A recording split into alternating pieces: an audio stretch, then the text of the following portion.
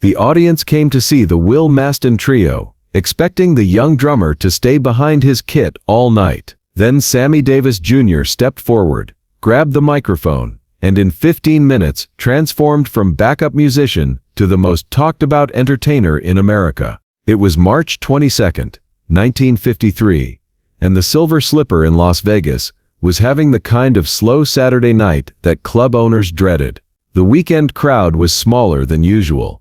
The audience seemed distracted and restless, and the atmosphere had that dead feeling that could kill even the best performer's momentum. The Will Maston Trio had been booked for a 2-week engagement at the Silver Slipper, a modest but respectable venue on the Strip that catered to audiences looking for solid entertainment without the glamour and expense of the bigger hotels.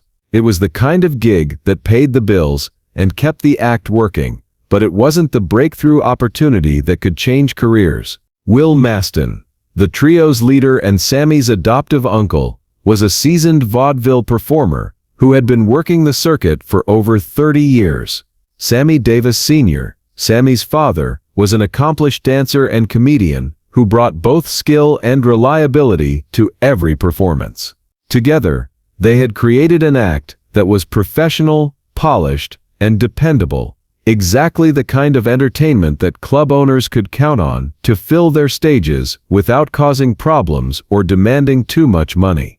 And then there was 27-year-old Sammy Davis Jr., who sat behind his drum kit and provided the rhythmic foundation for the act, while occasionally stepping forward to dance or sing backup vocals. To most audiences, and even to many in the industry, Sammy was simply the drummer, a talented musician who contributed to the trio's sound but wasn't considered the star of the show. What the audiences didn't know, what even many club owners and bookers didn't fully understand, was that Sammy Davis Jr.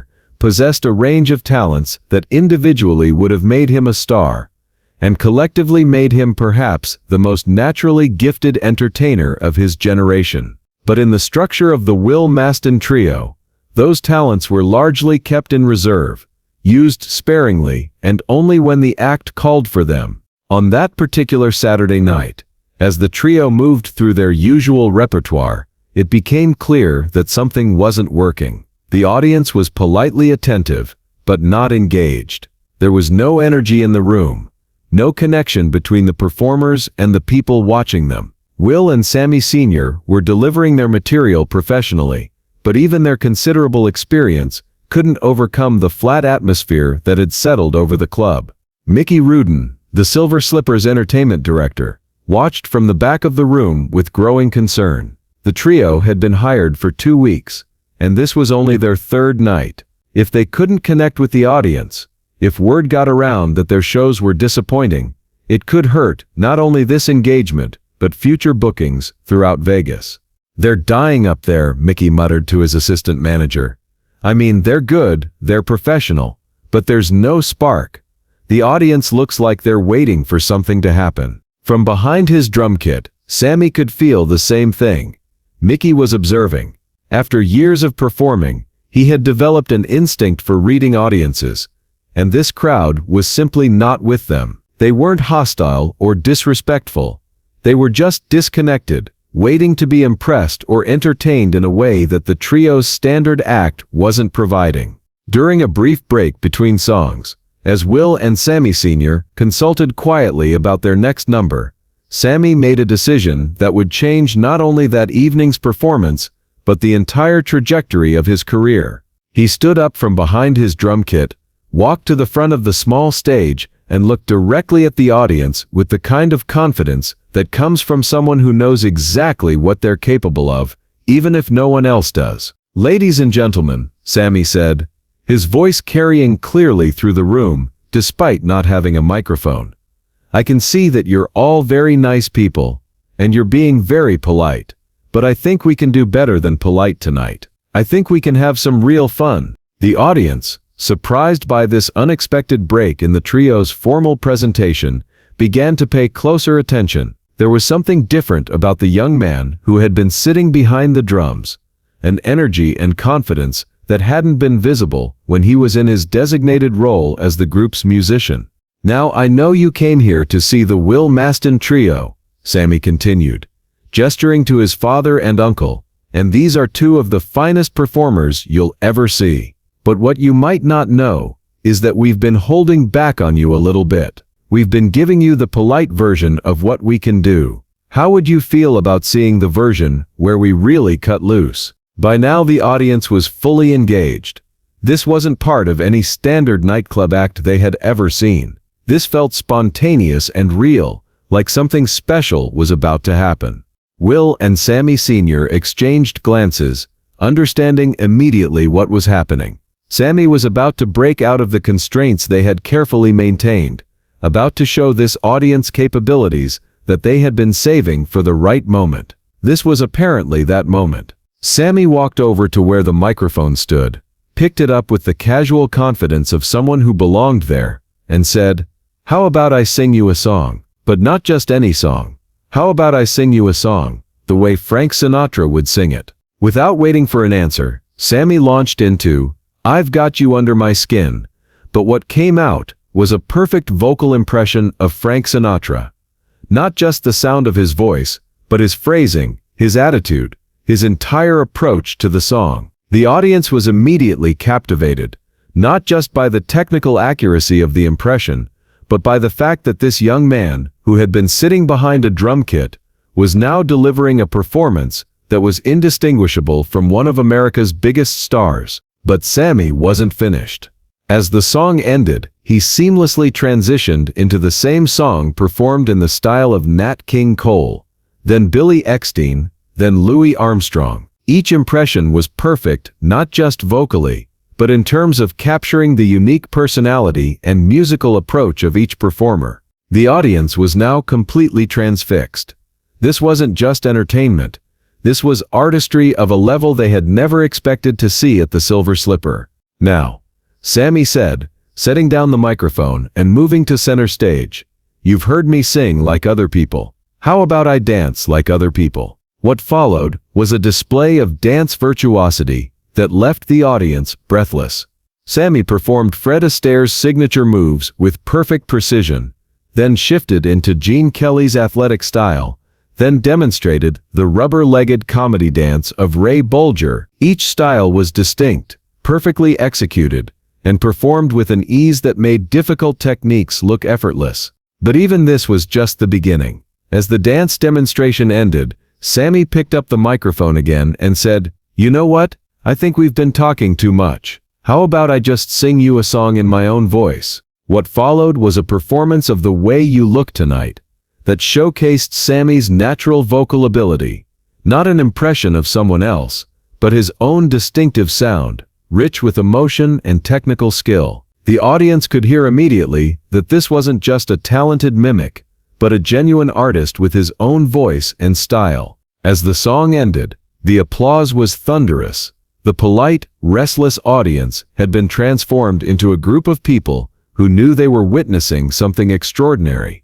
But Sammy still wasn't finished. "Now I've sung for you, I've danced for you, but this is a nightclub, so we should probably have some laughs. How about I tell you a few stories?" What followed was a series of perfectly timed jokes and anecdotes that demonstrated yet another facet of Sammy's abilities. His comedy wasn't just competent, it was sophisticated and sharp, delivered with the timing of a seasoned professional comedian. Mickey Rudin, watching from the back of the room, was stunned. He had booked the Will Maston Trio, expecting a solid but unremarkable variety act. Instead, he was watching one of the most versatile performers he had ever seen, essentially auditioning for stardom in his club. "Jesus Christ," he whispered to his assistant. "This kid can do everything." As Sammy continued to perform, incorporating his father and uncle into an expanded version of their act that showcased all their abilities, the audience became increasingly enthusiastic. People who had been casually watching while they ate and drank were now completely focused on the stage, many of them standing and applauding after each number. The planned 45-minute show stretched to an hour, then to 90 minutes, as the audience refused to let them leave the stage. Every time it seemed like the performance was ending, someone would call out for one more song or do the Sinatra again, and Sammy would oblige, each time finding new ways to surprise and delight the crowd. By the time the trio finally left the stage, the atmosphere in the Silver Slipper had been completely transformed. The dead, restless energy of the early evening had been replaced by the electric excitement that comes when an audience knows they've seen something special. Mickey Rudin was backstage before the trio had even left the stage area. "Kid," he said to Sammy, his voice filled with excitement and disbelief. "What the hell was that? I've been booking acts for 15 years, and I've never seen anything like what just happened out there." Sammy, still energized from the performance, smiled. "That was just us letting loose a little bit. We don't always get to show everything we can do." "Show everything you can do? That was everything? There's more?" Will Maston, who had been watching his nephew's transformation with pride and amazement, answered for him. "Mickey, what you saw tonight was maybe half of what this boy can do. He plays 6 instruments. He does impressions of 50 different performers. He can dance in any style you can name, and he can make people laugh until they cry. We've been trying to figure out how to let people see all of it without overwhelming them." Mickey shook his head slowly. "Well, you just figured it out, and let me tell you something. That audience isn't going to forget what they saw tonight. Word is going to spread. By tomorrow morning, everyone on the Strip is going to be talking about the kid from the Will Maston Trio, who can do everything." Mickey was right. Within hours, the story of that Saturday night performance was spreading throughout Las Vegas's entertainment community.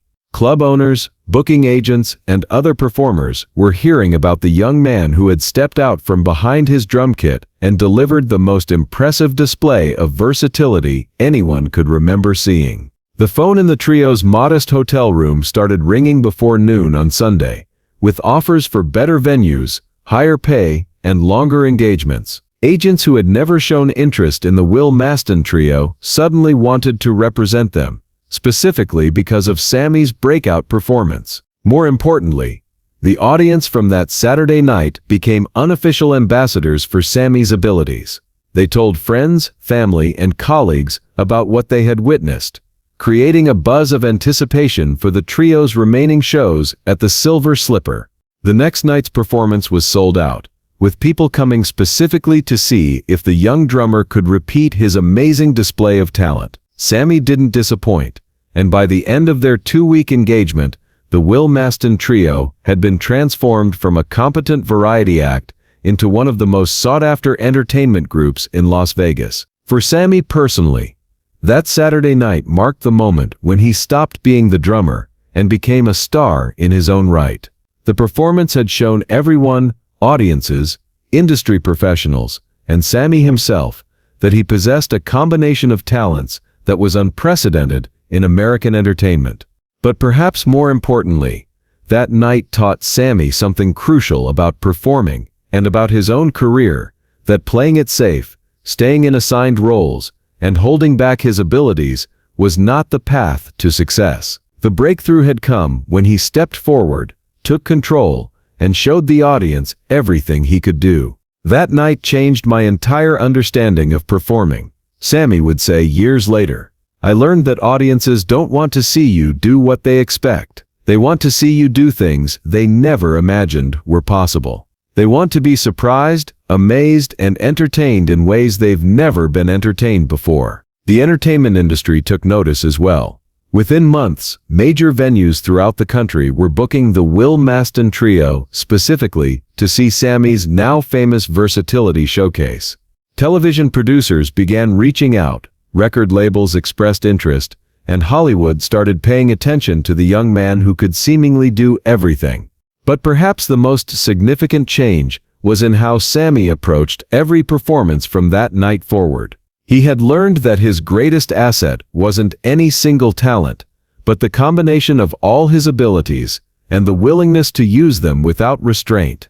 The lesson of that March 22nd evening at the Silver Slipper became the foundation of Sammy's entire career. Never underestimate what you're capable of. Never hold back when you have the chance to show what you can do, and never let other people's limited expectations define your possibilities. Years later, when Sammy Davis Jr. had become one of the most famous entertainers in the world, people would ask him to identify the moment when his career really began. He would always point back to that Saturday night in a modest Las Vegas club, when a drummer stepped forward, grabbed a microphone, and showed the world that legends aren't born. They're revealed when talent meets opportunity and courage. That night proved that sometimes the most extraordinary abilities are hidden in plain sight, waiting for the right moment, the right audience, and the right performer, brave enough to step forward and say, "You haven't seen anything yet." If this incredible story of hidden talent, breakthrough moments, and the courage to step beyond expectations inspired you, make sure to hit that subscribe button and share this video with someone who needs to remember that their greatest opportunities often come when they're willing to show the world what they're really capable of. Have you ever had a moment when you surprised yourself and others by revealing abilities you'd been keeping in reserve? Let us know in the comments about the times when you stepped forward and discovered what you could really do. And don't forget to ring that notification bell for more amazing stories about the moments when ordinary people prove they're capable of extraordinary things.